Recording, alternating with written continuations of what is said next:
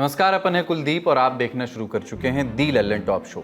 हैदराबाद से आए वीडियो और इंदौर से आई खबर पर आज बात करेंगे, जिसने डॉक्टरों और महिलाओं की सुरक्षा दोनों पर ही लगे प्रश्न चिन्ह को और भी बड़ा और भी गहरा कर दिया है। कर्नाटक में हुए बवाल पर भी बात करेंगे और जम्मू कश्मीर में बीजेपी के एक नॉन बीजेपी मूव पर भी बात करेंगे। लेकिन सबसे पहले बात भारतीय राजनीति में पैदा हुए एक शून्य पर। मार्क्सवादी कम्युनिस्ट पार्टी यानी सीपीआईएम के महासचिव सीताराम येचुरी का 12 सितंबर को निधन हो गया। उन्होंने दिल्ली एम्स में अंतिम सांस ली। 72 साल के येचुरी को न्यूमोनिया होने की वजह से 19 अगस्त को अस्पताल में भर्ती कराया गया था। तब से ही उनकी हालत गंभीर बनी हुई थी। उन्हें चेस्ट इन्फेक्शन हो गया था, सांस लेने में तकलीफ हो रही थी उन्हें। इस हफ्ते हालत बिगड़ने पर उन्हें आईसीयू में शिफ्ट किया गया, ऑक्सीजन सपोर्ट पर रखा गया। फिर भी हालत में सुधार नहीं हुआ, फेफड़ों में इन्फेक्शन बढ़ता गया, जिसके चलते उनका निधन हो गया। एम्स के डॉक्टर्स का कहना है कि येचुरी के कई अंगों ने काम करना बंद कर दिया था। सीताराम येचुरी के परिवार ने निधन के बाद उनका पार्थिव शरीर एम्स को रिसर्च और स्टडी के लिए दान किया है। उनका पार्थिव शरीर दिल्ली के वसंत कुंज स्थित आवास पर और फिर पार्टी ऑफिस में दर्शन के लिए रखा जाएगा। इसके बाद पार्थिव शरीर एम्स को सौंप दिया जाएगा। येचुरी के निधन पर कांग्रेस सांसद और लोकसभा में नेता प्रतिपक्ष राहुल गांधी ने शोक जाहिर किया। ट्वीट किया उन्होंने कि सीताराम येचुरी जी देश के बारे में गहरी समझ रखते थे। मुझे हमारी लंबी चर्चाएं याद आएंगी। पश्चिम बंगाल की मुख्यमंत्री ममता बनर्जी ने भी लिखा कि सीताराम येचुरी एक अनुभवी सांसद थे। उनका निधन राष्ट्रीय राजनीति के लिए क्षति है। येचुरी 2005 से 2017 तक पश्चिम बंगाल से राज्यसभा के सांसद रहे। 2015 में प्रकाश करात के बाद येचुरी सीपीआईएम के महासचिव बने। 2018 और 2022 में भी पद के लिए चुने गए। लल्लन टॉप की तरफ से उन्हें विनम्र श्रद्धांजलि। अगली खबर है जम्मू कश्मीर से। जम्मू कश्मीर चुनाव के लिए नामांकन करने की 12 सितंबर को आखिरी तारीख थी। राज्य में कुल 90 सीटें आप जानते हैं। 43 जम्मू में हैं और कश्मीर में 47 हैं। जम्मू की सभी सीटों पर तो भारतीय जनता पार्टी ने कैंडिडेट उतार दिए हैं और इन कैंडिडेट्स ने नामांकन भी कर दिया है। लेकिन आखिरी तारीख तक कश्मीर में सिर्फ 19 भाजपा प्रत्याशियों ने नामांकन किए हैं। यानी स्पष्ट हो गया है कि भाजपा कश्मीर में केवल 19 सीटों पर ही चुनाव लड़ेगी। पार्टी ने इसकी पुष्टि भी कर दी है। आधिकारिक बयान जारी किया और कहा कि कश्मीर के लिए भाजपा उम्मीदवारों की सूची फाइनल हो चुकी है। कश्मीर की 47 में से 19 सीटों पर पार्टी चुनाव लड़ेगी। अब कोई नई उम्मीदवारों की सूची जारी नहीं की जाएगी। बीजेपी का 28 सीटों को छोड़ने का निर्णय ऐसे समय पे आया है जब पार्टी के वरिष्ठ नेता और केंद्रीय गृह मंत्री अमित शाह ने घोषणा की थी कि पार्टी जम्मू और कश्मीर की सभी 90 विधानसभा सीटों पर चुनाव लड़ेगी। मई में अमित शाह कश्मीर पहुंचे थे। तब कार्यकर्ताओं ने इस बात पर नाखुशी जाहिर की थी कि लोकसभा चुनाव में भाजपा ने घाटी की सभी 3 सीटें छोड़ दी थी, जबकि जम्मू में दोनों सीटों पर वो लड़ी थी और दोनों पर जीती। तब शाह ने कार्यकर्ताओं को भरोसा दिलाया था कि विधानसभा चुनाव में पार्टी सभी 90 सीटों पर चुनाव लड़ेगी। पार्टी के अन्य नेता भी लगातार ये दावा करते रहे हैं कि जम्मू कश्मीर में उनके मुफीद माहौल है उनके लिए और वो सरकार बनाने जा रहे हैं। फिर अब 28 सीटें भारतीय जनता पार्टी ने क्यों छोड़ दी? भाजपा से जुड़े सूत्र बताते हैं कि पार्टी को कश्मीर में सीटें आने की ज्यादा उम्मीदें नहीं बची थी। ऐसे में बोल्ड ना खेल करके कैलकुलेटिव खेलने को प्राथमिकता दी गई। लेकिन जैसा कि हमने शुरू में कहा कि ये भाजपा का नॉन भाजपा मूव जैसा लगता है, क्योंकि यही पार्टी है जिसने केरल जैसे राज्य में भी जीत की नगण्य संभावनाएं होने के बाद भी कदम पीछे नहीं खींचे थे। भाजपा यहां 140 में से 113 सीटों पर लड़ी थी।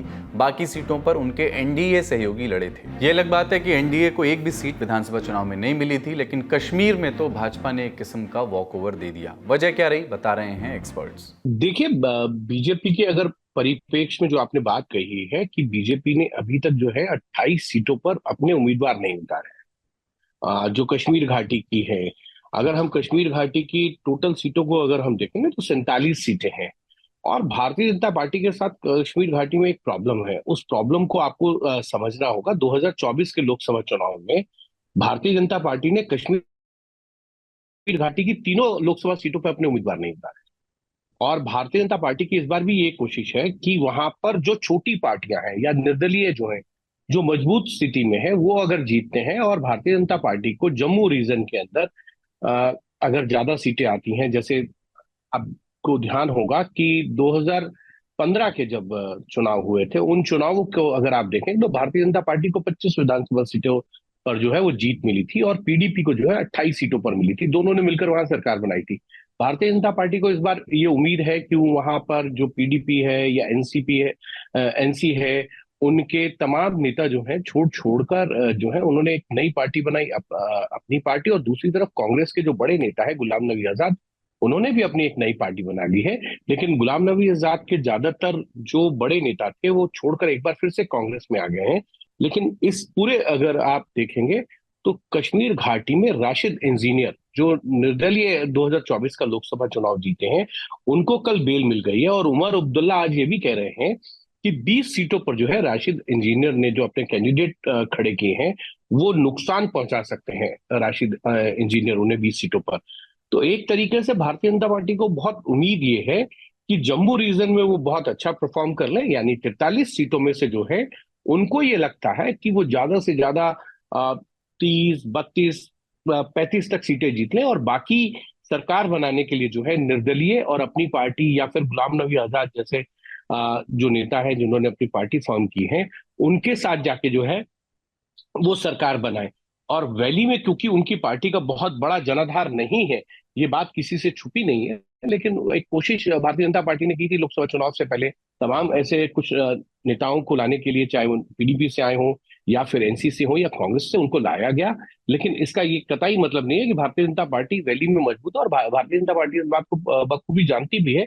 और इसीलिए उन्होंने जो है कश्मीर घाटी की 28 सीटों पर अपने उम्मीदवार नहीं उतारे। अब सवाल कि भाजपा ने ऐसा किया क्यों।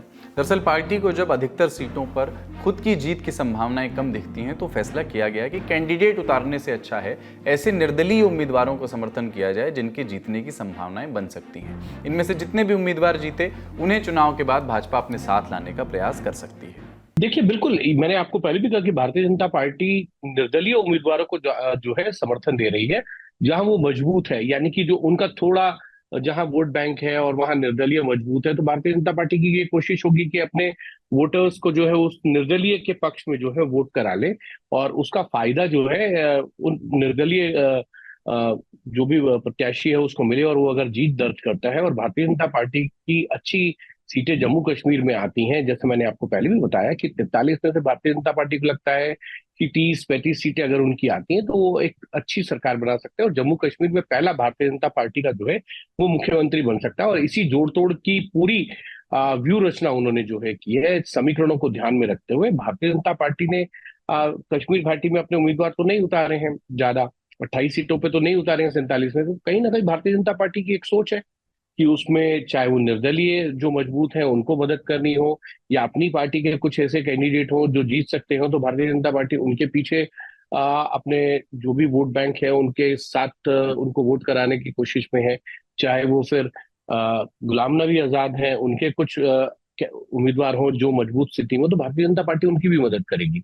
लेकिन भारतीय जनता पार्टी को ये मालूम है कि अगर घाटी में उन्होंने अपने उम्मीदवार उतारे, और घाटी के अंदर जो हार जीत का मार्जिन है वो कोई 10-20 हजार वोटों का नहीं होता है, विधानसभा में 1000-2000 इस तरीके के मार्जिन रहते हैं। और अगर भारतीय जनता पार्टी वहां पूरे के पूरे 47 सीटों पर अपने उम्मीदवार उतार देती, तो भारतीय जनता पार्टी हो सकता है जिन पर अपनी बेट लगाना चाहती है, जिनको पीछे से बैक करना चाहती है, वो चुनाव हार जाते हैं, और उसका फायदा पीडीपी, एनसी और कांग्रेस के उम्मीदवारों को मिलता है। और भारतीय जनता पार्टी ने एक सोची समझी रणनीति के तहत जो है वो इन 28 सीटों पर अपने उम्मीदवार जो है वो नहीं उतारे। आलाकमान ने तो गुणागणित बैठा ली, लेकिन क्या लोकल स्तर पर कार्यकर्ताओं को यह फैसला रास आएगा। इंडियन एक्सप्रेस की एक रिपोर्ट के मुताबिक कश्मीर में कार्यकर्ता पहले ही पार्टी नेतृत्व से टिकट वितरण को लेकर के बहुत खुश नहीं थे।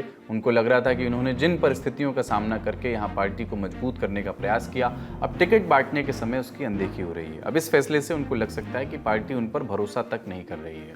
श्रीनगर के एक सीनियर भाजपा नेता ने एक्सप्रेस से बात करते हुए नाम न बताने की शर्त पर यह कहा कि जब हमें पुरस्कृत करने का समय आया तो पार्टी ने हम पर विश्वास नहीं किया। बीजेपी ने मन क्यों बदला और क्यों सीटें छोड़ी, इस पर अभी पार्टी की तरफ से कोई स्पष्ट वजह तो नहीं बताई गई है, लेकिन हाल ही में पार्टी कार्यकर्ताओं की एक बैठक को संबोधित करते हुए साउथ कश्मीर के अनंतनाग से भाजपा उम्मीदवार रफीक वानी ने जो कहा, उसमें इसका जवाब काफी हद तक झलकता है। वानी ने कहा था कि नए क्षेत्रीय दल और कुछ स्वतंत्र उम्मीदवार हमारे हैं। इंजीनियर राशिद, गुलाम नबी जैसे नाम हमारे साथी हैं। अगर हम यहाँ 20 के करीब सीटें भी जीतते हैं तो हमें इनके समर्थन से 50 सीटें मिलेंगी। इसके अलावा जम्मू में तो हम 35 सीटें जीतेंगे ही। भाजपा का ये नया गेम प्लान कितना काम करेगा, ये तो 8 अक्टूबर को चुनाव नतीजों के साथ ही पता चलेगा। फिलहाल अगली खबर पर चलते हैं। मध्य प्रदेश का इंदौर शहर 10-11 सितंबर की दरमियानी रात शहर के जामघेट इलाके में एक ऐसी वारदात हुई जिसकी चर्चा पूरे देश में है। इंडिया टुडे से जुड़े रिपोर्टर धर्मेंद्र शर्मा के मुताबिक 10 सितंबर की देर रात करीब 2:30 बजे सेना में मेजर रैंक के 2 अधिकारियों ने किराए पर कार मंगवाई और अपनी 2 महिला मित्रों के साथ जामघेट की ओर घूमने निकल गए। यहाँ फायरिंग रेंज में उनकी कार रुकी थी, तभी हथियारों से लैस कुछ लोग वहां आए और सभी को उन्होंने घेर लिया। आरोप है कि बदमाशों ने सेना के इन ट्रेनी ऑफिसर्स और उनकी महिला मित्रों को मारा पीटा, उनसे लूटपाट की। आरोपियों ने 2 में से एक अधिकारी और एक महिला को बंधक बना लिया। दूसरे अधिकारी और महिला को 10 लाख रुपए लाने के लिए कहा। वो पैसे लाने के लिए निकले। अधिकारी ने यूनिट कमांडिंग ऑफिसर को घटना के बारे में बताया। उन्होंने पुलिस को सूचना दी। पुलिस मौके पर पहुंची। पुलिस की गाड़ियों को देख करके आरोपी फरार हो गए। इसके बाद पीड़ितों में से एक ने बताया कि आरोपियों ने उनके साथ मौजूद एक महिला से गैंगरेप भी किया। जिन 2 लोगों को वहां पे रखा गया था उनमें से फरियादी ने द्वारा ये बताया गया है कि महिला मित्र को साइड पे ले गए थे और उसको उसकी चलाने की आवाज़ आई थी, जिस पे फरियादी जो है उसको आशंका है कि उसके साथ कुछ गलत हरकत हुई होगी। इसमें पुलिस टीम तत्काल मौके पे पहुंच गई थी और पुलिस टीम की गाड़ी को देखते हुए जो आरोपी हैं वो भाग गए थे वहां से। पुलिस लगातार 10 टीम्स यहाँ पर बनाकर लगातार इसमें सारी पूछताछ और इसको पूरा घटना को पर्दाफाश करने का प्रयास किया और इसमें टोटल जो है 6 आरोपी हैं जिनके नाम पुलिस को पता लग चुके हैं और उसमें से 2 लोगों का अरेस्ट भी हो चुका है। पुलिस अभी भी लगातार 4 लोग जो बचे हैं उनका प्रयास कर रही है उनको पकड़ने का और उस पर भी जल्दी कार्रवाई कर लेगी। इसमें जो फरियादी है जिसके द्वारा FIR लिखवाई गई है उसने आशंका जाहिर की है कि लड़की को साइड पे ले गए थे और उसके द्वारा बताया गया है कि लड़की के साथ कुछ दुष्कर्म की घटना उन लोगों ने की होगी, जिसपे पुलिस ने प्रथम दृष्टया FIR की है और लड़की के कोई कथन अभी नहीं हो पाए हैं क्योंकि लड़की अभी कथन नहीं देना चाहती थी। जैसे ही वो कथन देगी हम उस पर आगे की इन्वेस्टिगेशन करेंगे। पुलिस के मुताबिक घटना में 6 लोग शामिल थे, जिनमें से 2 को गिरफ्तार कर लिया गया है। इनमें से एक का पुराना आपराधिक रिकॉर्ड भी रहा है। इंडिया टुडे की रिपोर्ट के मुताबिक पीड़ित सैन्य अधिकारी इंदौर के महू आर्मी कॉलेज में प्रशिक्षण लेने के लिए आए थे। मौके पर मौजूद पत्रकारों ने और मामले से जुड़ी क्या जानकारी साझा की वो भी सुनिए। ये जो जगह है वो ये आर्मी इलाके में आती है, आर्मी की फायरिंग रेंज है और इस जगह से आप देख सकते हैं ये मेरे सामने जो पहाड़ी आपको हल्की सी दिख रही है छोटी सी, इस पहाड़ी पे एक कपल को लेके गए थे आरोपी और एक कपल जो यही था। इसके बाद में जब दूसरा कपल छूट के गया जिससे पैसों की मांग की गई थी, इसके बाद उसने जाके अपने कमांडिंग ऑफिसर को बताया, फिर उन्होंने पुलिस को कॉल किया।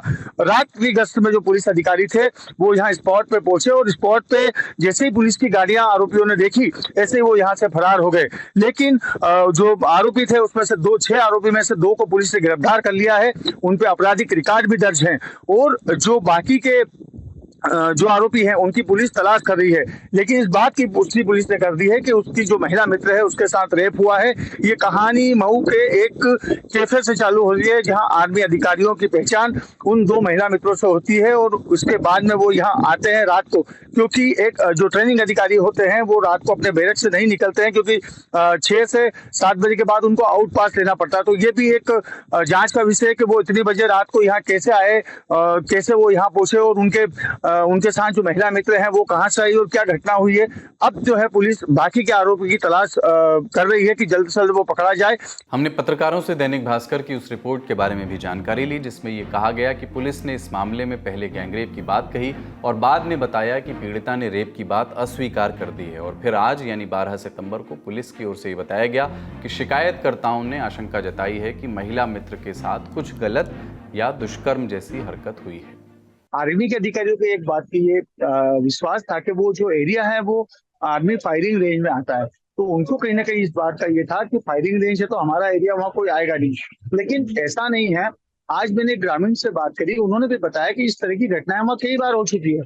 लेकिन क्या होता है कि जब किसी महिला का नाम आता है, किसी व्यक्ति का नाम आता है, तो वो अपनी इज्जत और अपनी अस्मिता बचाए रखने के लिए पुलिस तक नहीं जाते हैं। आज भी मैं जब पुलिस SP से टीका बंसल से मेरी बात हुई तो उन्होंने यही बताया मुझे कि जो लड़की है उसने मुझे मना किया है कि अगर आपने मेरा नाम लिया तो मैं फांसी लगा लूंगी। तो बोले सर हम लोग क्या कर सकते हैं। लेकिन जो आर्मी अधिकारी जो उसका दोस्त था पीड़ित का, उसने ये बताया कि मैं जब मुझे इधर पकड़ के रखा था, जब करीबन 1 घंटे तक उसको उधर जंगल में लेके गए और उसकी चिल्लाने की आवाज आ रही थी, तो मुझे कहीं ऐसी आशंका है कि उसके साथ कुछ हुआ है। तो वो तो कंफर्म कर रहा है, उनका जो आर्मी का जो दोस्त है वो तो कंफर्म कर रहा है कि उसके साथ कुछ हुआ है। लेकिन पीड़िता जो है वो अपनी पहचान बताने के लिए, अपनी अपनी इज्जत बचाने के लिए किसी का नाम नहीं ले रही है।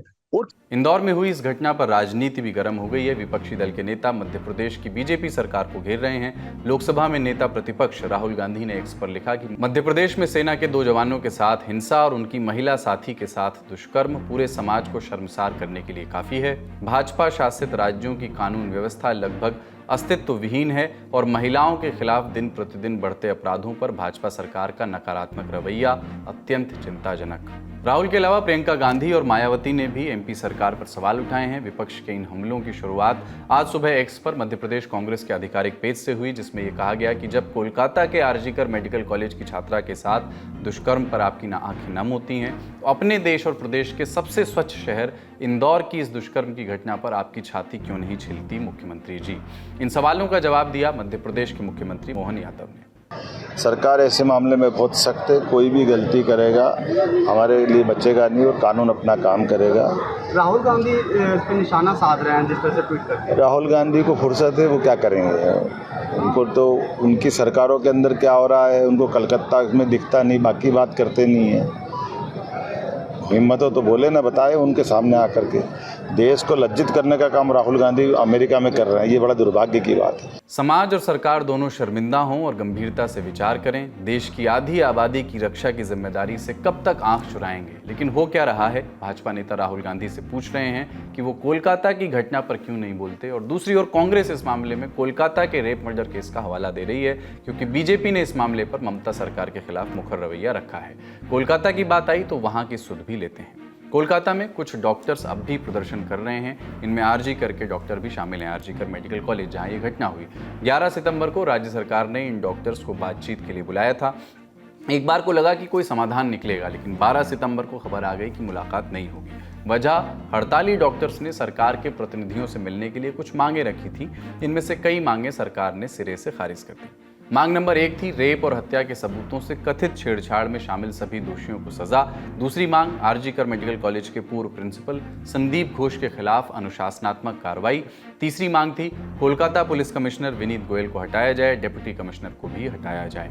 इसके बाद पश्चिम बंगाल के स्वास्थ्य राज्य मंत्री चंद्रिमा भट्टाचार्य ने कहा कि क्या पर्दे के पीछे कोई राजनीति हो रही है जो डॉक्टरों को प्रेरित कर रही है। संदेह जताया उन्होंने कि क्या ये हड़ताली डॉक्टर्स वास्तव में आरजीकर मेडिकल कॉलेज की पीड़िता के लिए न्याय चाहते भी हैं या बात कुछ और है। पश्चिम बंगाल के मुख्य सचिव मनोज पंत ने कहा कि सरकार इस बात से निराश है कि जूनियर डॉक्टर्स ने बातचीत के लिए आने पर भी शर्तें लगा दी।